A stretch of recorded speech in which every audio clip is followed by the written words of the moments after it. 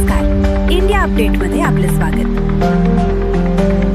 तर नुकत्याच नाशिक येथे राज्यातील म्हणजे महाराष्ट्र गोवा राज्यातील न्यूरोसर्जन डॉक्टरांची परिषद संपन्न झाली आणि या परिषदेमध्ये आपणाला महाराष्ट्राच्या अध्यक्षपदी नियुक्ती देण्यात आली.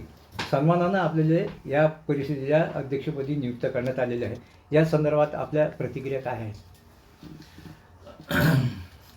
हा माझ्यासाठी आणि आपल्या मराठवाड्यासाठी बहुमान आणि गौरव समजतो. या आमच्या परिषदेमध्ये सुमारे 450पेक्षा जास्त न्यूरोसर्जन्स सभासद आहेत आणि ही परिषद न्यूरोसर्जनचे वैयक्तिक कौशल्य वृद्धीसाठी व नॉलेज ह्याच्यासाठी इम्प्रूव्हमेंटसाठी कार्य करते. या परिषदेमध्ये माझा थोडासा हातभार आहे, पण मी या अगोदर मागील 3 वर्षापासून सचिवपदी चांगलं काम केलं आणि सर्वांच्या कौतुकास पात्र ठरल्यामुळे सर्वांनी माझी या पदासाठी बिनविरोध निवड केली. आपण यापूर्वी 2013 आणि 2014मध्ये या परिषदेच्या पदावर प्रामुख्याने विशेष कामगिरी केलेली आहे. त्या संदर्भात आपले काय? इसवी सन 2013 या साली या परिषदेचं मी आयोजन छत्रपती संभाजीनगरमध्ये केलं होतं. तो हा सुरुवातीच्या काळातला प्रयोग होता आणि आमची परिषद त्यावेळेस पूर्णपणे आकारास आलेली नव्हती. अशा नवीन ह्याच्यामध्ये आपण प्रयोग करून ती परिषद यशस्वी करणं हे खरंच एक आव्हानात्मक काम होतं. परंतु आमचे सर्व गुरुजन, जे आमचे सर्व शिक्षक आणि आमचे मार्गदर्शक जे आहेत, विशेषतः आमचे मुंबईचे न्यूरोसर्जन्स, त्यांच्या सहकार्यामुळे आम्ही ही परिषद अतिशय यशस्वी केली त्यावेळेस आणि त्या परिषदेचं यश बघून मग ही परिषद बाकीच्या ठिकाणी प्रत्येक वर्षी घेण्यात येऊ लागली आणि आत्तापर्यंत 10 ते 12 ठिकाणी अनेक जिल्ह्यामध्ये हिचं आयोजन करण्यात आलेलं आहे आणि वरचेवर त्याची सभासद संख्या वाढत चालली आहे. याचा फायदा जे नवीन न्यूरोसर्जन्स जे पास होत आहेत आणि प्रॅक्टिसमध्ये येत आहेत त्यासाठी त्यांना ते खूप उपयोगी पडत आहे. तसेच जे जुने न्यूरोसर्जन्स आहेत किंवा जे सिनियर आहेत त्यांनाही आजकालच्या जगामध्ये जे काही नवीन डेव्हलपमेंट होत आहे, नवीन नवीन जी टेक्नॉलॉजी येत आहे त्याची त्यांना ओळख होत आहे आणि त्यासाठी आम्ही कार्यशाळेचं सुद्धा आयोजन करत आहोत आणि ह्या मागच्या परिषदेमध्ये आम्ही सुमारे 9 कार्यशाळा आयोजित केल्या होत्या आणि त्यासाठी भरभरून प्रतिसाद मिळाला. त्यामुळे जे आजकाल ऑपरेशनसाठी मेंदूचे ऑपरेशन करण्यामध्ये किंवा मणक्याचे ऑपरेशन करण्यामध्ये जी आजकाल नवीन नवीन टेक्नॉलॉजी, जे नवीन तंत्रज्ञान आले, जे नवीन नवीन पद्धती आलेल्या आहेत त्याची सर्वांना ओळख झाली. सर्वांनी त्याबद्दल कसं त्याचं हाताळण्याचं तिथंही प्रशिक्षण घेतलं आणि हे एक माझ्यासाठी मला असं वाटतं की खूप चांगली गोष्ट आहे, ज्याचा इनडायरेक्ट बेनिफिट हा रुग्णांना होतो. कारण जेवढी जास्त चांगली टेक्नॉलॉजी ही आणि तिथे येणारे हे न्यूरोसर्जन्स हे महाराष्ट्रातील पेरिफेरीमधून आलेले आहेत, अनेक जिल्ह्यातून आलेले आहेत. त्यामुळे ही जी टेक्नॉलॉजी किंवा हे जे तंत्रज्ञान त्यांनी इथं बघितलं आहे, आत्मसात केलं आहे, हे त्यांनी त्यांच्या जिल्ह्यात वापरलं तर तिथल्या रुग्णांसाठी त्यांना जास्त फायदा होत आहे. त्यासाठी त्यांना ह्या नवीन ऑपरेशनसाठी पुण्याला, मुंबईला किंवा अजून तत्सम मोठ्या शहरामध्ये जायची गरज पडत नाही आहे. तर हे मला एक खूप चांगलं त्यातून त्याचा हे वाटतो, आउटकम वाटतो आणि मी हे मागच्या 3 वर्षापासून एक वेगळ्या ध्येयानं काम केल्यासारखं अगदी त्यामुळे नवीन नवीन ठिकाणी आम्ही ही परिषद अतिशय यशस्वीपणे आयोजित केली आहे. जसं कोल्हापूर आहे, मी लातूरमध्ये सुद्धा, मी ज्यावेळेस सचिव होतो त्यावेळेस लातूरमध्ये सुद्धा अतिशय यशस्वी आम्ही परिषद घेतली. त्यानंतर आता ही नाशिकमध्ये झालेली आहे. तर परिषदेचं आयोजन असं हे वेगवेगळ्या ठिकाणी आणि विशेषतः जिथे अप्रोच कमी आहे किंवा जिथे आपलं लक्ष जात नाही आहे, वैद्यकीय सेवा जिथे चांगल्या प्रकारे होत नाही, अशा ठिकाणी आम्ही मेंदूचे आणि मणक्याचे ऑपरेशन्स हे अद्ययावत पद्धतीनं करण्यासाठी प्रयत्न करत आहोत. सर, आज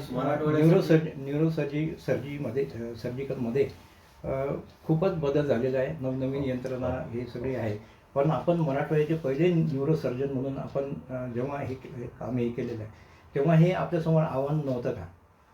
त्यावेळेस ही टेक्नॉलॉजी नव्हती, म्हणजे ती होती पण ती प्राथमिक अवस्थेत होती. त्यामुळे ती शिकणं आणि ती इकडे आणणं हे थोडंसं त्या काळात शक्य नव्हतं. परंतु आता जसं टेक्नॉलॉजी थोडीशी डेव्हलप होत गेलेली आहे आणि त्याचं जे काही व्हिज्युअल आउटकम किंवा जे काही परफॉर्मन्स आहे त्याचा आणि त्याचा सक्सेस रेट हा चांगला आहे, ज्याच्यामध्ये त्याचा रुग्णाला फायदा होतो. तसं अगोदरच्या काळामध्ये मणक्याचे ऑपरेशन्स हे ओपन करून केले जातात, ओपन पद्धतीनं. आजकाल ते एंडोस्कोपीवर आम्ही शिफ्ट होतो त्याच्यामध्ये. आणि हे जे एंडोस्कोपीचं जे काय समजा उदाहरणार्थ तंत्रज्ञान आहे, याचं आम्ही तिथं कार्यशाळा घेतली. तिथे ते आम्ही इक्विपमेंट आणले आणि तिथे हे सगळ्या न्यूरोसर्जन्सना ज्यांचा इंटरेस्ट होता, काही जे सिनियर आहेत किंवा जे नवीन आहेत, आणि त्यांनी त्याचा फायदा हे करून अनुभव घेऊन ते त्यांच्या गावी किंवा त्यांच्या जिल्ह्याच्या ठिकाणी हे तंत्रज्ञान ते वापरत आहेत. न्यूरोसर्जरीमध्ये आपण अत्युच्च शिक्षण प्राप्त केलेले आहे आणि जपानमध्ये सुद्धा आपण तिथे हे करून त्याचं कौशल्य आपण संपादन केलेले आहे. आणि अनेक संस्थांनी आपला गौरव देखील केलेला आहे की आपलं न्यूरोसर्जरीमध्ये अतिशय मोलाचं योगदान आहे. हो. याबद्दल आपली प्रतिक्रिया. तसं पाहता गेलं तर मी ज्यावेळेस न्यूरोसर्जरीचं प्रशिक्षण घेत होतो त्याच वेळेस मला त्या प्रशिक्षणामध्ये काही कमतरता जाणवत होती. मात्र इसवी सन 2000 साली भारतामध्ये तेवढ्या टेक्नॉलॉजी किंवा त्याचं टेक्निक्स हे उपलब्ध नव्हतं. त्यामुळे मी जपानमध्ये त्याचं प्रशिक्षण घेतलं आणि नुसतं प्रशिक्षण घेऊन हे नाही केलं तर तिथे कशा पद्धतीनं पेशंट हँडल केले जातात किंवा त्यांचं ऑपरेशन कशा पद्धतीनं करायचं याच्याबद्दलही थोडंसं माहिती घेतली. आणि तो अनुभव घेऊन मी मोठ्या शहरामध्ये मला जायची संधी होती त्यावेळेस, मुंबई पुणे. परंतु मी मराठवाडा हा आपला विभाग आहे आणि विशेषतः आपल्याकडील रुग्णांना त्याचा जास्त फायदा होईल. नवीन ठिकाणी नवीन यामध्ये फायदा होण्यापेक्षा आपल्याच लोकांना त्याचा फायदा व्हावा म्हणून मी त्यावेळेस औरंगाबादला छत्रपती संभाजीनगरला हॉस्पिटल सुरू केलं. आणि नेहमी पेशंट चांगला व्हावा हाच एक दृष्टिकोन मी ठेवला, जो आजही आहे. आणि पैसा हा मी कधीच महत्त्वाचा हा समजलो नाही. आणि त्यातून जे पेशंट चांगले झाले आणि किंवा जे मेंदूला मार लागल्यामुळे जे सिरियस होते त्यांचा जीव वाचला, त्यांच्या कुटुंबाला त्याचा आधार झाला, तर त्याच दृष्टीने मला एक ते समाधान वाटतं त्यामध्ये. आणि एकदा पेशंट जो चांगला झाला की तो आयुष्यभर त्याचं तो आपलं नाव घेतो. तर हीच आपली फीस आहे असं मी समजून बरंचदा काम करतो. आणि याच भावनेतून मला काही संस्थांनी पुरस्कार पण दिला होता की काही गरीब पेशंट माझ्याकडे ॲडमिट होते आणि त्या रुग्णाला मदत करण्यासाठी त्याच्या नातेवाईकांनी वर्तमानपत्रामध्ये जाहिरात देऊन चंदा गोळा करत होते, वर्गणी गोळा करत होते. तर जेवढी काही वर्गणी गोळा झाली मी तेवढ्यातच त्या पेशंटचं ऑपरेशन सगळं ट्रीटमेंट करून दिलं. याचा त्या संस्थेच्या कार्यकर्त्यांना फार हे वाटलं, कौतुक वाटलं. आणि त्यामुळे त्यांनी माझा जिल्हास्तरीय पुरस्कार पण दिला, प्लस त्यांनी माझा राज्यस्तरीय सुद्धा मला पुरस्कार देऊन माझा सन्मान केला. डॉक्टरांना देवाचं रूप दिलं जातं किंवा डॉक्टर हे देव आहेत असं मानलं जातं समाजामधून. आपलं कार्य हे त्या देवरूप स्वरूपाला शोभेल असंच नाही का? मी तसं नाही म्हणू शकणार, पण देवाच्या जी काही इच्छा होती ती माझ्या हातातून पूर्ण झाली असं मी म्हणेल. मी त्याच्या जागी नाही जाऊन बसू शकणार. परंतु जे काही रुग्णांचं जे काही बरं झालं असेल किंवा जे काही फायदा झाला असेल तो देवाच्या इच्छेमुळं केवळ माझ्या हातातून झाला असंच मी म्हणेन. सर, मराठवाड्यासाठी आपलं फार मोठं योगदान आहे सर. परंतु जसं सर मेंदूचे आणि मणक्याचे रुग्णांमध्ये दिवसेंदिवस वाढ होत चाललेली, तर लोकांना सर आपण काय सल्ला द्याल सर, याचं कारण काय आहे? तर मी आमचे पेशंट बहुतेक तर अपघाताचेच असतात. त्याच्यामुळं तुम्ही अपघाताचे टाळण्यासाठी वाहतुकीचे नियम पाळावेत, हेल्मेटचा वापर करा. तर ते ज्यावेळेस तुम्ही दुचाकीहून जात आहात, तुम्हाला त्रास जरी झाला हेल्मेटचा, तरीही ते कंपल्सरी वापरावं असं माझं एक आवाहन आहे. आणि बाकीचे जे काही आजार आहेत तर ते जसं हृदयविकार वाढलेत तसेच ते मेंदूविकारावर पण वाढलेत. त्याच्यामध्ये मेंदूचं पॅरालिसिस किंवा मेंदूचं रक्तस्राव होणं हे पण आजार आहेत. तर त्याचा आपल्या जीवनशैलीशी संबंधित आहे. त्याच्यामुळं रोजचा व्यायाम, आहार चांगला आणि जंक फूड घेऊ नये. आणि काही 40 नंतर आहारावर कंट्रोल करणं आणि ताण कमी करणं, पुरेशी झोप घेणं हे काही पथ्य सर्वांनी आत्मसात करावे, जेणेकरून त्यांना मेंदूचेही आजार हे कमी होतील असं वाटतं. सर, आजकाल मधुमेहाचं म्हणजे डायबिटीजचं प्रमाण फार मोठं वाढलेलं आहे आणि या डायबिटीजमुळे मेंदूवर आणि हार्टवर सुद्धा चांगला म्हणजे परिणाम होतात. या संदर्भात आपण काय उपदेश कराल? आजकाल टाईप 2 डायबिटीसचं खूप जास्त प्रमाण भारतीयामध्ये वाढलेलं आहे.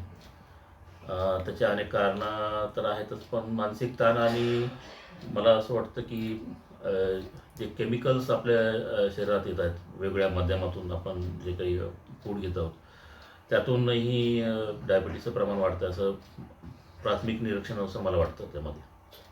तर मानसिक ताण कमी करणं, वजन नियंत्रणात ठेवणं आणि व्यायाम करणं. मी तर यापुढे जाऊन सर्वांनी योगा करणं हे पण आवश्यक आहे असं मला वाटतं. तोही एक आपल्या जीवनशैलीचा भाग बनवावा, जेणेकरून हे अशा जे आजार आहेत, मधुमेह आहे, रक्तदाब आहे आणि त्यातून उद्भवणारे पॅरालिसिस किंवा हार्ट अटॅक हे जे पुढचे आजार आहेत हे टाळता येतील असं मला वाटतं. सर, महाराष्ट्र गोवा प्रदेशातील सुमारे 450 डॉक्टरांचं, न्यूरोसर्जन डॉक्टरांचे आपण अध्यक्ष झालेलं आहे. महाराष्ट्राचे अध्यक्ष आपण झालेलं आहे आणि समाजातून आपलं खूप अभिनंदन होत आहे. समाजाला खूप छान वाटतं आहे की मराठवाड्यात ज्या ग्रामीण भागातून आलेल्या रुग्णांची सेवा डॉक्टरांनी केली त्यांचं मोठं योगदान आहे. आपल्याला या संदर्भात काय वाटतं? मला तर त्या रुग्णांचा आशीर्वाद आहे असंच वाटतं. त्यांच्या आशीर्वादामुळेच मला हे पद मिळालं असेल किंवा जो काय माझा गौरव केला आहे तो त्यांच्यामुळेच झालेला आहे. बस. थँक्यू.